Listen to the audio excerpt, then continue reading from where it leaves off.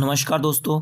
तो इस वीडियो में कुछ और इम्पोर्टेंट क्वेश्चंस हम आपके साथ डिस्कस करेंगे। ये question Himachal Pradesh police constable का जो एग्ज़ाम 2025 में हुआ है उसमें पूछे गए हैं और आने वाले आपके जितने भी एग्ज़ाम्स हैं मैथ वेस्ट सब में यहाँ से आपको हेल्प ज़रूर मिलेगी, क्योंकि मैथ में अगर आपको कॉन्सेप्ट की क्लैरिटी है तो क्वेश्चन कैसा भी हो आप एग्ज़ाम में उसको ईजिली सॉल्व कर सकते हो। तो स्टार्ट करते हैं क्वेश्चन नंबर फर्स्ट से। इसमें बोला है कि एरिया ऑफ ट्रेपीजियम जो है 105 सेंटीमीटर स्क्वायर आपको दे के रखा है। हाइट दे के रखी है ट्रेपीजियम की 7 सेंटीमीटर और आगे बोला है if one of the parallel sides is longer than the otherwise 6 centimetre. तो एक पैरेलल साइड दूसरी से 6 सेंटीमीटर लंबी है, तो आपको फाइंड आउट क्या करना है, सम ऑफ पैरेलल साइड्स। तो सम ऑफ पैरेलल साइड्स आपको फाइंड आउट करना है यहाँ पे, ठीक है। तो पहले ट्रेपीजियम की शेप अगर हम बनाएं तो जैसा मैंने आपको बताया इसमें दो पैरेलल साइड्स होंगे, एक की लेंथ ज़्यादा होगी दूसरे के कंपैरिजन में। तो ए बी और सी डी जो हैं वो दो पैरेलल लाइंस हैं फ़िलहाल। तो अगर आप ए को डी से ज्वाइन कर दोगे और बी को सी से ज्वाइन कर दोगे तो ए बी सी डी क्या बन गई, आपकी ट्रेपीजियम बन गई। ट्रेपीजियम की हाइट आपको दे के रखी है 7 सेंटीमीटर। साथ में बोला है कि एक पैरेलल साइड जो है वो दूसरी से 6 सेंटीमीटर लंबी है। तो अगर सी डी जो है एक्स मान लूँ मैं, सी डी की लेंथ हमने एक्स सेंटीमीटर अगर मान ली तो ए बी की लेंथ कितनी आ जाएगी, एक्स प्लस 6, क्योंकि एक साइड जो है दूसरी से 6 सेंटीमीटर लंबी है। अगर एक साइड हमने एक्स ली तो दूसरी एक्स प्लस 6 लेना पड़ेगी। आगे एरिया ऑफ ट्रेपीजियम आपको दे रखा है 105 सेंटीमीटर स्क्वायर। अच्छा, एरिया ऑफ ट्रेपीजियम का फॉर्मूला क्या होता है, ए यहाँ से क्या है एरिया ऑफ ट्रेपीजियम, इसका फॉर्मूला है 1/2 सम ऑफ पैरेलल साइड्स। तो सम ऑफ पैरेलल साइड को मैं एस से लिख रहा हूँ इनटू हाइट आ जाएगी। तो ये एरिया ऑफ ट्रेपीजियम का फॉर्मूला हो गया। वैल्यूज़ पुट कर दो आप इस फॉर्मूले में। ए जो एरिया है इसकी जगह 105 रख दो, equal to 1/2 sum of parallel sides. तो ये पैरेलल साइड्स जो हैं x और x प्लस 6 इनका सम कर दो।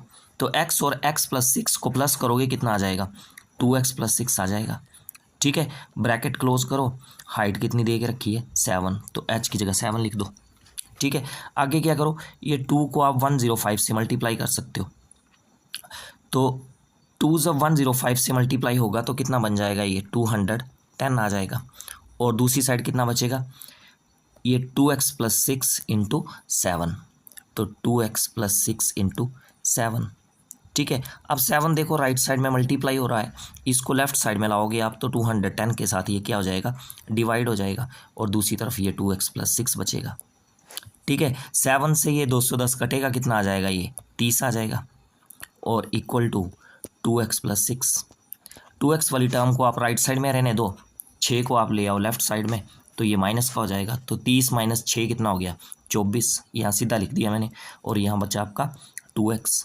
x की वैल्यू निकालनी है, 2 को आप लेफ्ट साइड में ले आओगे, ये 24 के साथ डिवाइड हो जाएगा। तो x की वैल्यू कितनी आ गई, आपकी 12 आ गई। मतलब एक पैरेलल साइड आपकी क्या आ गई, 12। तो सी डी आ गई आपकी 12। तो ए बी कितनी आ जाएगी, 12 प्लस 6 कितना हो गया, 18। तो अगर इन दोनों पैरेलल साइड का आप सम करोगे, क्योंकि आपको सम ही बताना है ना, सम ऑफ पैरेलल साइड्स बताना है आपको, तो इन दोनों पैरेलल साइड्स का जो सम आप करोगे तो 12 प्लस 18 कितना हो जाएगा, 30। तो ऑप्शन बी जो है आपका सही बन जाएगा, ठीक है। अगला क्वेश्चन देखते हैं। इस क्वेश्चन में आपको बोला है if 1 cubic metre of ice weighs 720 kg then the weight of a cuboidal block of ice 50 centimetre in length.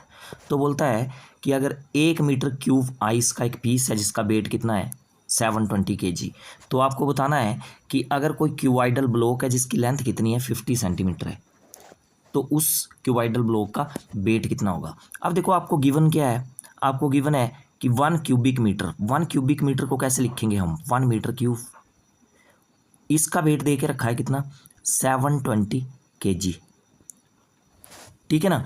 अच्छा, 1 मीटर क्यूब को आप कैसे लिख सकते हो, 1 metre into 1 metre into 1 metre लिख सकते हो ना ऐसे, इक्वल टू कितना आ गया ये 720 kg। अब 1 मीटर को हमने 100 सेंटीमीटर में चेंज करके लिख देना है। क्यों, क्योंकि आपको एक ऐसे क्यूबाइडल ब्लॉक का वेट निकालना है जिसकी लेंथ कितनी है 50 सेंटीमीटर, तो मीटर को आपको सेंटीमीटर में चेंज करना है। तो 1 मीटर का मतलब क्या है 100 सेंटीमीटर, तो 1 मीटर की जगह क्या लिख दो 100 centimetre into 100 centimetre into 100 centimetre, ठीक है। तो 1 मीटर को आपने सेंटीमीटर में चेंज कर दिया और दूसरी तरफ तो वही रहेगा 720 kg। ठीक है, यहाँ से क्या करो, ये 100 100 और 100 इसको दूसरी तरफ ले जाओ आप राइट साइड में, तो ये क्या हो जाएंगे 720 के साथ डिवाइड हो जाएंगे। और यहाँ 1 centimetre into 1 centimetre into 1 centimetre यही बचेगा। और ये राइट साइड में आप बन गया आपका 720 डिवाइड बाय 1 2 3 4 5 6 0 लग जाएंगे। ठीक है, ये तीनों मल्टीप्लाई होंगे 100 इंटू 100 इंटू 100। ठीक है, तो लेफ्ट राइट साइड में जाएंगे, ये 720 के साथ डिवाइड हो जाएंगे। अब आपको क्यूबाइडल ब्लॉक जिसकी लेंथ कितनी है 50 सेंटीमीटर, तो 1 मीटर की जगह क्या लिख दो आप 50 सेंटीमीटर। तो 50 centimetre into 50 centimetre into 50 centimetre. ये क्वेश्चन हम डायरेक्ट भी कर सकते थे, पर आपको समझाने के लिए इसको थोड़ा सा मैंने लंबा कर दिया। और इक्वल टू में क्या आ जाएगा 720 अपोन में कितना आ जाएगा, ये एक के साथ कितनी जीरो लग जाएंगी 2 2 4 और 2 6, इंटू में कितना आ जाएगा 50 इंटू 50 इंटू 50, तो कितना आ जाएगा ये 5 पंजे 25 और 25 पंजा 125 और साथ में 3 जीरो लग जाएंगे। ठीक है, अब यहाँ से आप कैंसिल आउट कर लो टर्म्स को। देखो ये डिनोमिनेटर की 4 जीरो न्यूमिनेटर की 4 जीरो से कट जाएंगे आपकी, 100 कट जाएगा 25 से तो 4 आ जाएगा, और यहाँ 125 कट जाएगा 25 से तो यहाँ 5 आ जाएगा। ठीक है, और 4 से ये 72 कट गया तो कितना आ गया 18। तो न्यूमिनेटर में क्या बचा आपका 18 बचा, और कितना बचा 5, तो 18 पंजे 90। तो 50 सेंटीमीटर लेंथ का क्यूबाइडल ब्लॉक जो है उसका वेट कितना आएगा आपका 90 किलो। ठीक है, ऑप्शन डी जो है यहाँ पे सही हो जाएगा आपका। ठीक, नेक्स्ट क्वेश्चन देखो। इस क्वेश्चन में बोला है कि एक दुकानदार जो है 10% का डिस्काउंट देता है अपने कस्टमर को, और डिस्काउंट देने के बाद भी उसको 20% का क्या होता है गेन होता है, लाभ होता है। If the cost price of the product का कॉस्ट प्राइस जो है वो 450 दिया हुआ है, तो आपको मार्क प्राइस उसका निकालना है। देखो आपने याद रखनी है एक बात कि जो डिस्काउंट है हमेशा किस पे दिया जाता है मार्क प्राइस पे, और मार्क प्राइस यहाँ हमें दे के नहीं रखा है। तो अगर मार्क प्राइस हमें दे के नहीं रखा है तो मार्क प्राइस हम कितना मान लेंगे 100 मान लेंगे। मार्क प्राइस आपने 100 मान लिया। अब 100 पे डिस्काउंट दिया जा रहा है कितना 10% का, तो सेलिंग प्राइस क्या होगा 90 ही होगा। ठीक है ना, 100 में अगर 10% का डिस्काउंट दे दिया तो सेलिंग प्राइस तो 90 आया रेशो में। ठीक है, यहाँ से हम कॉस्ट प्राइस निकाल सकते हैं। रेशो में कॉस्ट प्राइस निकालने का फॉर्मूला क्या होता है 100 अपॉन 100 प्लस गेन %।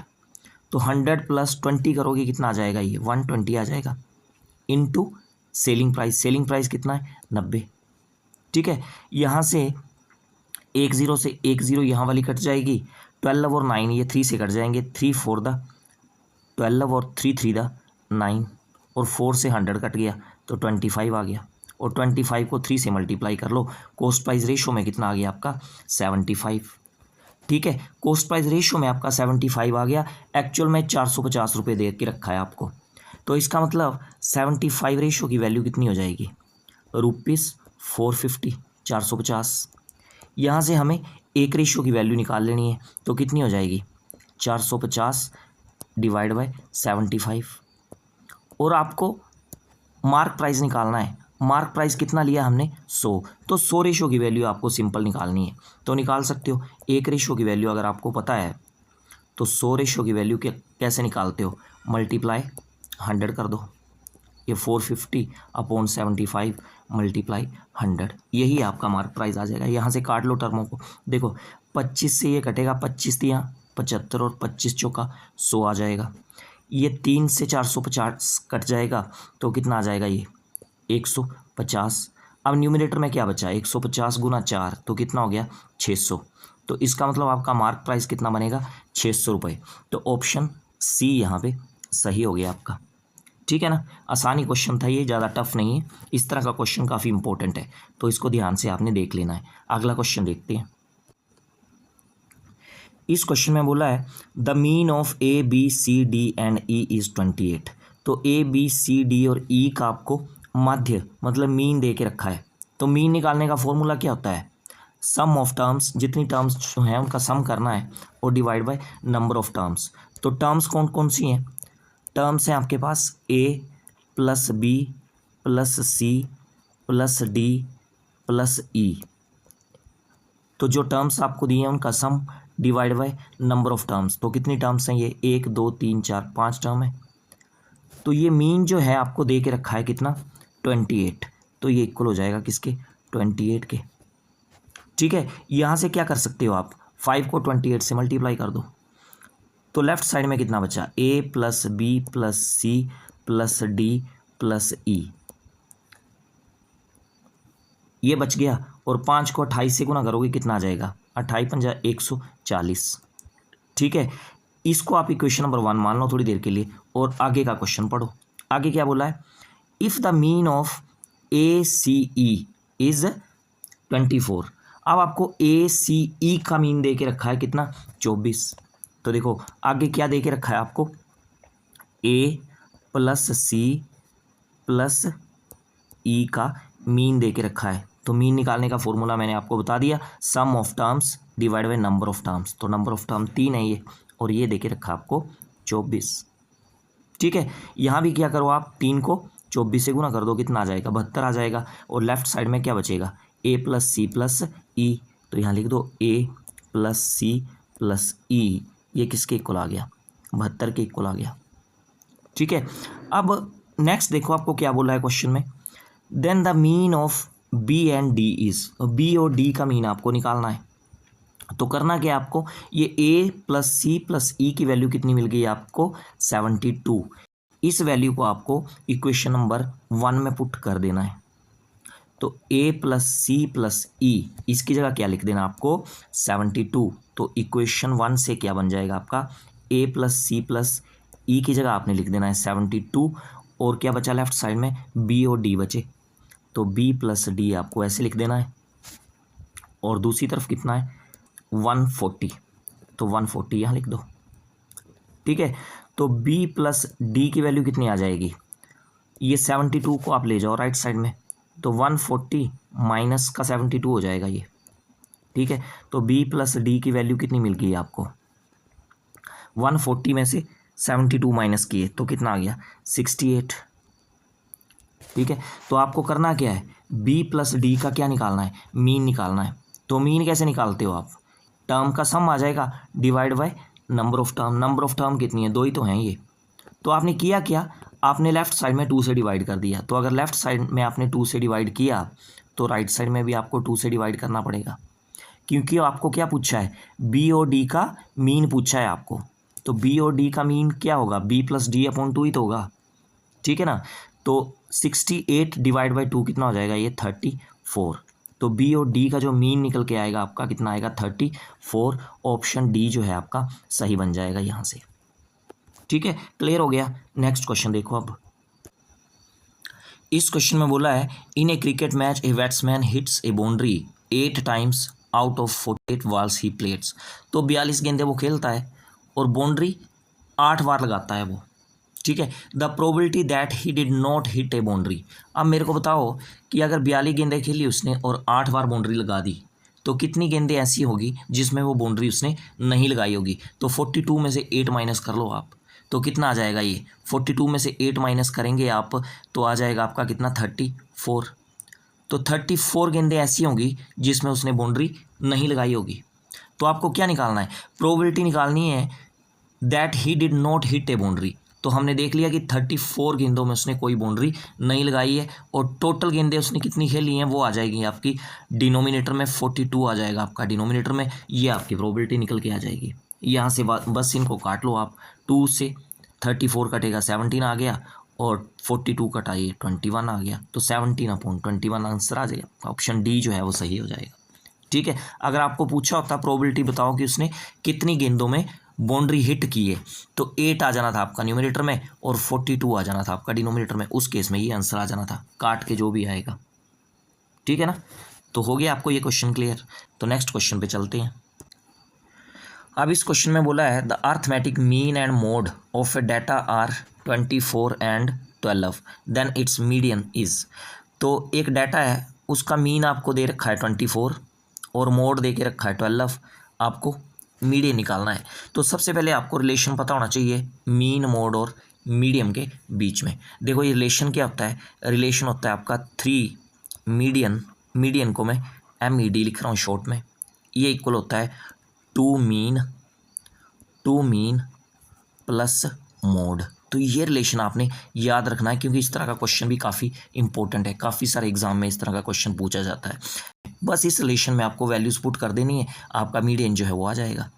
तो मीडियन तो आपको निकालना है, लेफ्ट साइड में तो ऐसे लिख दोगे आप 3 मीडियन, मीडियन को मैं MED लिख रहा हूँ, ठीक है, इक्वल टू राइट साइड में क्या आ जाएगा 2 इंटू मीन। अब मीन कितना दे के रखा आपको 24, तो 2 को 24 से मल्टीप्लाई करोगे, ठीक है ना, 2 इंटू, चलो लिख देता हूँ मैं 2 इंटू 24 प्लस मोड, मोड कितना दे के रखा है 12, तो यहाँ 12 कर लो, बस इसको सोल्व कर लो। 3 मीडियन इक्वल टू ये 48 आ गया प्लस आ गया आपका 12, ठीक है, तो 3 median is equal to 48 plus 12 कितना हो गया 60।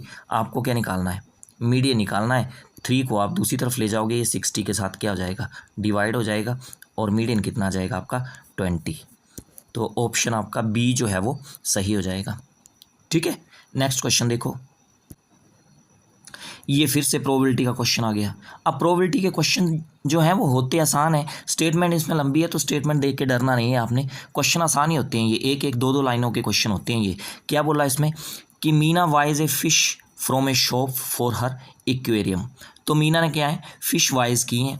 The shopkeeper takes out 1 fish at random from a tank. तो शॉपकीपर के पास एक टैंक है और वो रैंडमली फिश को निकाल रहा है। अब शॉपकीपर के पास जो टैंक है उसमें 5 मेल फिश हैं और 7 जो हैं वो फीमेल फिश हैं। तो आप बताओ टोटल फिश कितनी होगी। टोटल फिश को मैं TF लिख रहा हूँ, टोटल फिश होगी आपकी 12, 5 + 7। तो आपको प्रोबेबिलिटी निकालनी है कि क्या प्रोबेबिलिटी है कि जो वो फिश निकाल रहा है अपने टैंक में से वो फीमेल फिश होंगी।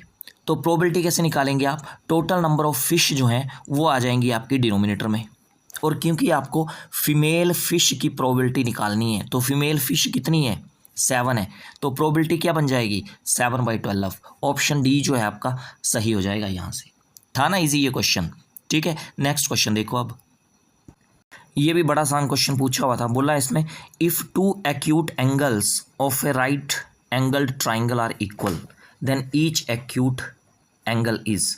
देखो यहाँ पे ध्यान से, ये एक राइट एंगल ट्राइंगल है, आपको पता है राइट एंगल ट्राइंगल में एक एंगल जो है वो 90 डिग्री का होता है, और बाकी ये 2 एंगल बने, ये कौन से एंगल हैं एक्यूट एंगल। एक्यूट एंगल कौन से होते हैं, जो एंगल 90 डिग्री से कम वाले होते हैं उनको एक्यूट एंगल बोलते हैं।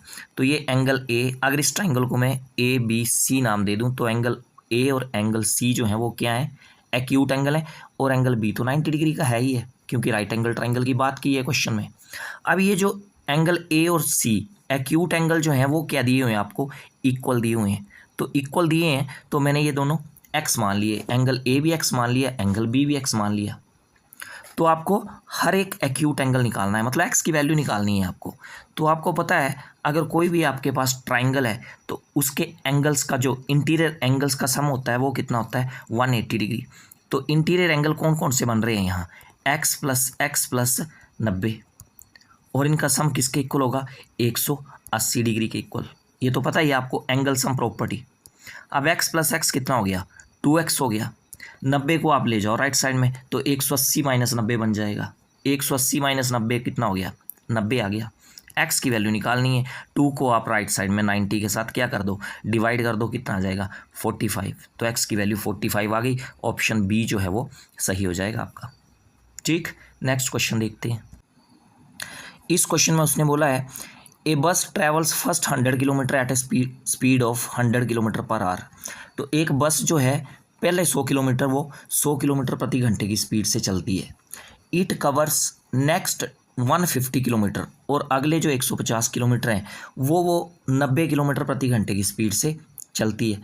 तो आपको बताना है कि बस की एवरेज स्पीड क्या होगी। अब देखो एवरेज स्पीड निकालने का फॉर्मूला क्या है, एवरेज स्पीड को मैं AS लिख रहा हूँ। तो एवरेज स्पीड निकालने का फॉर्मूला है टोटल डिस्टेंस TD लिख दिया मैंने divide by total time. Total time को मैंने TT लिख दिया। अब देखो आप ध्यान से यहाँ पे टोटल डिस्टेंस कितना ट्रैवल करना है बस को, ये 100 किलोमीटर और ये 150 किलोमीटर। तो टोटल डिस्टेंस तो उसको ट्रैवल करना है 250, और टोटल टाइम क्या होगा देखो पहले 100 किलोमीटर वो 100 किलोमीटर पर आवर की स्पीड से ट्रैवल कर रही है। तो टाइम निकालने का फॉर्मूला क्या होता है आपका? टाइम का फॉर्मूला तो यही होता है ना आपका, डिस्टेंस अपॉन स्पीड। तो पहले 100 किलोमीटर की बात कर रहे हैं हम, तो पहले 100 किलोमीटर के लिए स्पीड कितनी है बस की? वही है 100 किलोमीटर प्रति घंटा। तो टाइम कितना आ गया आपका? 1 घंटा आ गया, 1 आवर। और नेक्स्ट केस में अगले जो 150 किलोमीटर है वो ट्रैवल कर रही है वो 90 किलोमीटर पर आवर की स्पीड से। ठीक है, तो यहाँ से अच्छा इसको मैंने T1 लिख दिया और ये मैं T2 निकाल रहा हूँ अभी। अगले जो 150 किलोमीटर हैं वो बस 90 किलोमीटर प्रति घंटा की स्पीड से ट्रैवल कर रही है। तो T2 आ गया 150 divide by 90 distance upon time. 0 से 0 यहाँ पे काट लो, आगे ये कट जाएंगे, 3 से 3 5 द 15 और 3 3 द 9। ठीक है, तो ये आ गया T2। ये 5/3 आवर्स आएंगे। ठीक है, तो टोटल टाइम कितना आ गया? 1 + 5/3। ये पता चल गया आपको? ठीक है ना, बस इसको सोल्व कर लो, आपकी एवरेज स्पीड बन जाएगी। तो 250 तो न्यूमरेटर में रहेंगे आपके, तो 250 तो यहाँ आ गए। डिनोमिनेटर में क्या करो आप? एलसीएम ले लो। तो एलसीएम कितना आएगा? 3 आएगा। 3 यहाँ 1 से मल्टीप्लाई होगा, 3 + 5 कितना हो जाएगा? 8 डिवाइड बाई 3। और ये 3 जो है कहाँ चला जाएगा? न्यूमरेटर में चला जाएगा। तो मैं इसको यहाँ से हटा रहा हूँ 3 को, और 3 को मैंने लिख दिया कहाँ पे? न्यूमरेटर में लिख दिया, इंटू 3। ठीक है, 250 को 3 से मल्टीप्लाई करोगे तो कितना आ जाएगा? ये 750 डिवाइड बाई 8। बस इसको काट लो यहाँ से, कितना आ जाएगा? ये 8 9 द 72, 3 बचे बना 30, 8 3 द 24, 6 बचा, पॉइंट लग गया, और 6 का क्या बन गया? 60 बन गया। ठीक है, और 8 7 द 56, 4 बचा बना 40, 8 5 द 40।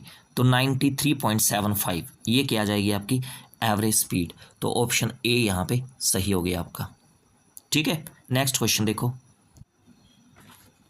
इस क्वेश्चन में आपको एक नंबर दिया है 0.00273। यहाँ पे बार किसके ऊपर लगा है? 73 के ऊपर बार लगा है। इस नंबर को आपको PYQ फॉर्म में लिखना है, अपॉन की फॉर्म में लिखना है, P/Q की फॉर्म में लिखना है। देखो करना कैसे होता है ऐसे क्वेश्चन को, आपको मैं डायरेक्ट लिख रहा हूँ इसको। ये आपने लिख देना पहले 273 आपने लिख देना है। अब बार किस पे नहीं लगा हुआ है? 2 पे बार नहीं लगा हुआ है, तो इसमें से आपने 2 जो है वो माइनस कर देना है।